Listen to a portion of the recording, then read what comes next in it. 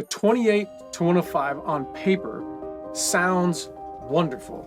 It sounds great, but in reality, this is the Sigma 28 to 105 f2.8 for Sony E-mount. I bought it with my own money, really excited about it, but I'm selling it, and I want to tell you why. Before I do, I just need to level the playing field on my type of photography so that you know where I'm coming from, and videography, I guess, for that matter, so that if you are researching this lens and you're hearing what I'm saying, you have an idea of why I'm selling it after such a short period of time. I am specifically interested in outdoor photography and videography. So I'm hunting, I'm hiking, that kind of a thing, going on a hike, and I want to capture that scenario. Or I'm out with my family. I love to take family portraits, so that's what I'm kind of doing. You can think of it as documentary video making slash photography. That's what I'm attracted to. My personal favorite focal length is 35 millimeters, but I also really, really love that 70 to 200 focal length, which is why I purchased these Tamron 35 to 150. I've not yet done a video on this lens, but for the record, I absolutely love it. The 35 to 150 to me is the perfect lens for my type of photography because it's 35 on the wide end and 150 on the telephoto end. And I found that it is 100% my workhorse lens. It impacted my desire to buy the 28 to 105 for a couple of reasons. One, I was looking for a 2-camera setup. I wanted the Tamron to be my photography lens, and I wanted the Sigma to be the videography lens. I'm totally fine carrying around a large lens, so the size was not a problem. One of the first lenses I purchased when I got my Sony kit was the Sony, this is the 24 to 105, but I don't like that it's image stabilized in the lens. There's a switch on the outside that every once in a while I'll accidentally switch off, and then the way this lens works, at least in my experience, is because it has this connection to the camera, or because it's got in-body, in-lens stabilization, the body won't stabilize it when this lens is on here. So this was great when image stabilization was not in the bodies of these Sony lenses, but now that it is, this lens is kind of outdated. It needs to be updated. I'm just not a big fan of these switches. I had one trip in which I got the footage back and I was like, what the heck? So I bought this for video. This was gonna be a video-centric lens because it has such a great range, but it's f4. This is f2.8. And I was wanting, because I'm in the outdoors and because it might be low light, I wanted an f2.8 for all of the reasons why you would want one. Thought about doing a 24 to 70, but I absolutely hate that focal range. I find it to be just blah. It's wide, great, but it's not tight because, again, I'm the type of person that I really love that telephoto compression look, and a 24 to 70 is an all-around lens that doesn't really do anything great. It's just an all-around lens, and I wanted something with a little more compression and telephoto on the long end, and I thought, okay, cool. If I get a 24 to 70, I don't really like it, but maybe I like the range of the 24 to 105, and this is a 2.8. Right? It's 28 to 105. I was like, dude, that's perfect. That's great. Like, it's not gonna be that much bigger than a G Master 24 to 70 or the Sigma 24 to 70, and I'm already used to carrying around a big lens, so who freaking cares, right? So when I saw this lens come out, I was like, done.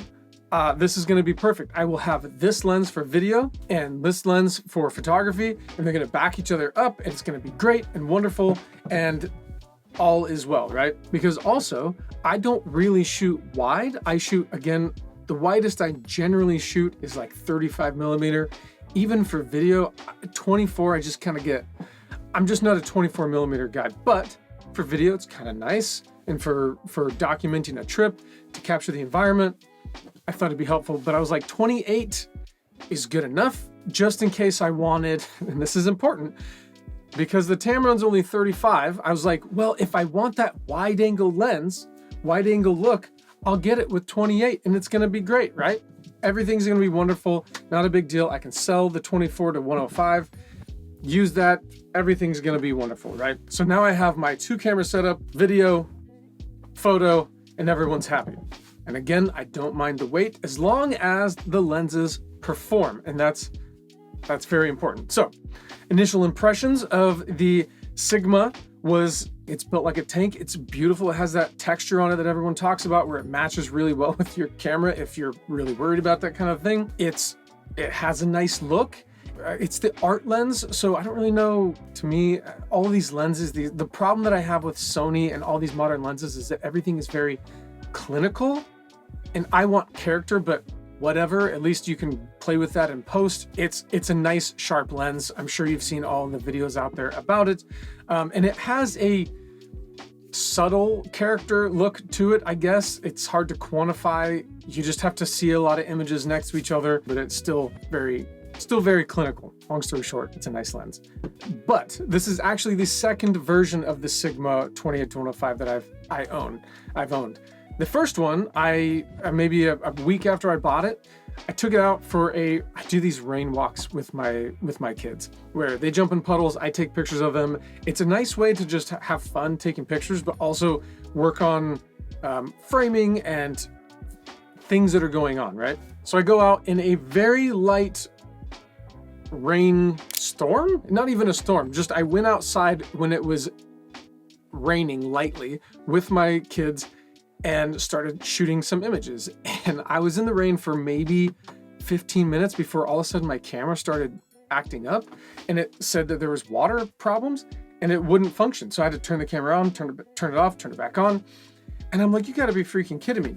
If you rewind a little bit, I had this out at the Oregon coast in rain, like downpour. The whole camera and lens was completely soaked, not a single issue.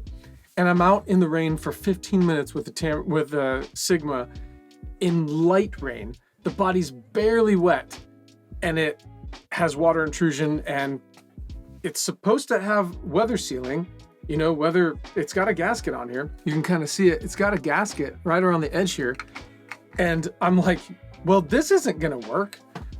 I'm supposed to be taking this out on outdoor adventures where there's going to be weather, and I like to keep my cameras out. That's where they belong. If they're in a bag, they're not being used. So I call the shop and they're like, yeah, the Sigma rep says it should have been able to handle that. So they trade it out. Awesome. Everyone's happy, right? I should have just returned it. That's what I should have done. I should have just returned it, but I was like, well, maybe that was just that copy. But in the back of my mind, I'm like, okay, cool. Now I can't really trust this lens in the weather, but maybe I'll run into that issue down the road. Fast forward, I have some clips I will put in this video. So I go out and I do these different camera gear tests where I have moving subjects. And one of them is I take my dogs out for a walk or a run, and I try to photograph them because it's really hard to photograph dogs running. And I figure between my kids and dogs, if a piece of gear holds up to that, then I'm good to go, right? I take this out, I go up in the mountains. It's snowing, and I'm like, I'm gonna go for a hike, I'm gonna run the dogs, and I'm gonna take pictures of them because I know that I've done this in the past with the Tamron, and I'll be able to tell one way or another how well it does.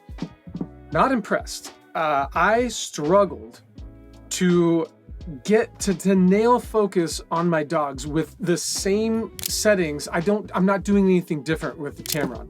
So same thing, same implementation. I was just not happy with it. I don't know what was going on.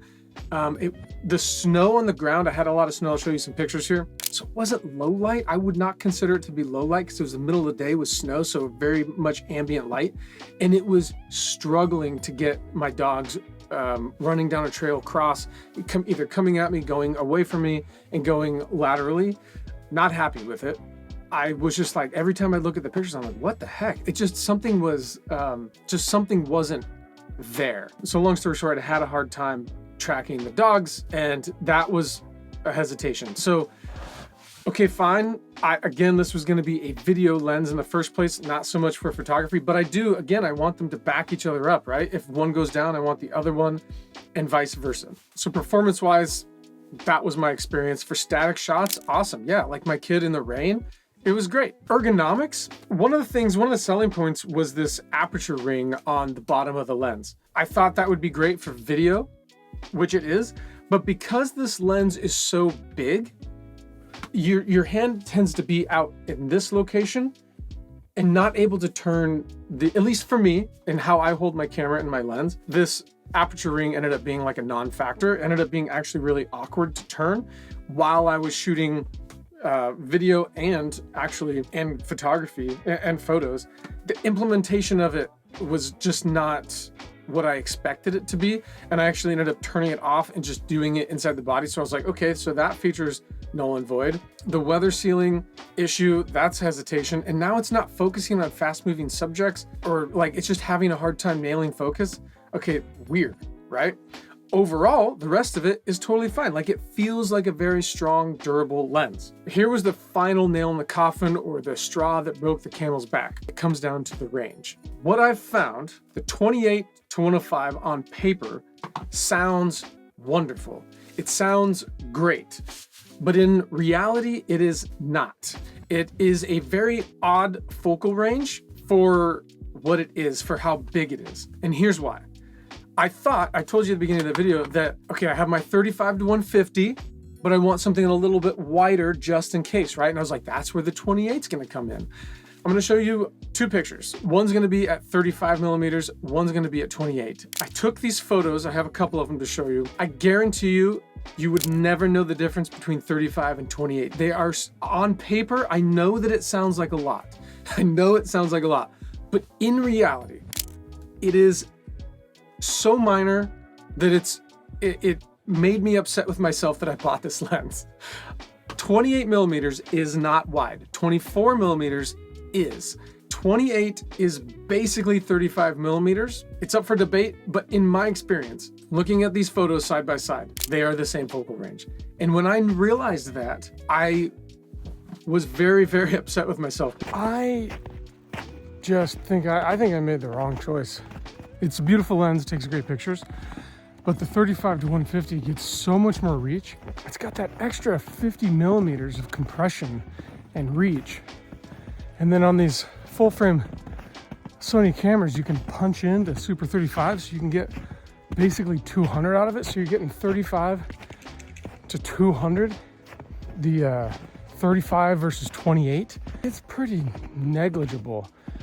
I feel like I should have known better, but if 28 millimeters is essentially the same framing as 35, I have that lens already in this. And not only that, but I have out to 150, whereas this only goes to 105. Not to mention, the Tamron goes to f2.0 at 35 millimeter, and then the max it goes is 2.8. So you're kind of getting this pseudo prime lens out of the Tamron, plus an extra 50 millimeters, essentially. Whereas this, it's 2.8, basically 35 millimeters on the wide end, and only out to 105, plus it's a big lens, right? It's huge. This makes sense. This does not make sense at all whatsoever from my findings. 28 to 105 is this tease of a range. And let me explain. On the wide end, 28 millimeters, you zoom all the way out and you're like, gosh, I just need a little bit more. I just need a little bit more range. I need a little bit more scenery, and the scene makes sense, right? So it's kind of a tease at 28. It's not quite 24. It's not quite wide. Again, I have a 35 millimeter mind. So 24 is really wide, 28 is not wide. And again, I'm documenting things in the field on trail. So when you're hiking or backpacking and you're generally on trail, you can't really move around too much. Say there's a cliff on one side. So you really are relying on the zoom range that you have. So I was always left wanting wider on the wide end, but on the narrow end, on the telephoto end, I was always like, gosh, I always found myself punching into APS-C mode to get tighter on my dogs as they're running, or my kid as she's moving around, right? It was a tease at the 105 range. I'm getting teased at 28 and I'm teased at 105. I'm not teased at 150 and I'm not teased at 35 because I know what it is. So this lens, for lack of a better term, is like blue balls for photography. If I had a 24 to 70, I would have the wide end, and I would have this like weird mid-range 70. That's why I'm not a huge fan of it. I actually think that the Sony 24 to 50 f2.8 is actually a very sensible lens. I actually think that would be a much better option than this thing that's just gonna tease you all day long with focal length. So I'm making my way back to the truck and I'm thinking to myself, I'm like, I totally screwed up. I totally screwed up buying this lens. I thought that it was something that it's not. It's big. It doesn't make any sense for the focal length. I would have been better off going with like a 16 to 35 millimeter or this 24 to 50 for video, or what I ended up going with is what I'm filming on right now is the Tamron 20 to 40 millimeter f2.8, because again, it's lightweight. And so this like range limitation, I know this sounds wild, but when you're actually spending your own money and you're trying to decide what lenses to go with, it's all about trade-offs. Gear is all about trade-offs. This 24 to 105 is small and it's f4. That makes sense. This focal range for what it is, how big it is, how small it is, it makes sense for what it is. This just doesn't make sense. The 24 to, or the 20 to 40 that I'm filming on right now from Tamron makes sense for what it is and the price point, so like the cost of the lens as well. I drove home that day just overly frustrated with the autofocus, the idea of the weather sealing, and the focal range that I bought into, thinking that this would be perfect when it's just not. Now, it is for somebody, and I'm sure someone watching this video, it would be great for them, and that's totally okay. It doesn't mean that this lens is bad. It just means that it's bad for me, and that should be across the board for everybody, depending on your style. Like, if you don't shoot telephoto, then a telephoto lens is bad for you, and so on and so forth. What did I learn from this whole thing? The difference between 28 millimeter and 35 millimeter is incredibly negligible. When you actually look at it, it sounds like a lot on paper, but it is not in the real world. It's just not. And I would even go as far as to say 28 to 24 is very negligible as well. But 35 to 24 is not negligible, if you get what I'm saying. That's why if you've ever noticed on your camera, you have 35, 50, 70, 85, 100, 135, 150. Okay, let me just show this to you. 28, 35, 50, 70, 105. And this is 24, 35, 50. You see, no, my point is, do you see how big those gaps are? It's because that's where you're gonna see the biggest difference. It's not going every 4 millimeters because there's not that big of a difference. When you make big jumps, that's when you notice the difference. When you make minor jumps, it's very negligible. That was my biggest takeaway. I thought on paper 28 was much wider than 35, but in reality, it's just not. So my plan moving forward, I told you, I made a choice to go with a 20 to 40 for my wide end. I'll use my Tamron 35 to 150 for my workhorse of a lens. I have a 35 1.4 from Sony G Master that's incredible. It's a prime lens. It will be great, nice and lightweight. And then I will get myself a proper telephoto lens for all the other stuff. That's my plan. I'll at least cover myself out to 400 millimeters, if not further, with about 3 lenses. And I'll just forego this weird mid-range option. But who is this lens for? If you shoot 70 to 200, this will give you anxiety and make you want more. If you shoot wide, 24 to 70, this lens will kind of do the job. You'd have to really be sitting in that sweet spot of like 35 to 50. You'd really want that mid-range thing. See, this is my point, is like, it's such a weird focal length. So it's not gonna give you the range of a 70 to 200, and it's not gonna give you the wide end of the 24 to 70. You gotta really want I don't know. It's very, I'm not sure, but it's for somebody, I think. I know it's not for me. I could see it being used as like product photography, or maybe like interviews. Interviews would be good. You could toss this on there. That would be great. It'd be great for interviews. It's like a camera, boom, points at you, and you have this like focal range. That's great. That would be great. If you're that person, this lens is great for you. I think as like it's a 24 to 70-ish with a little bit more range. That's what it is. So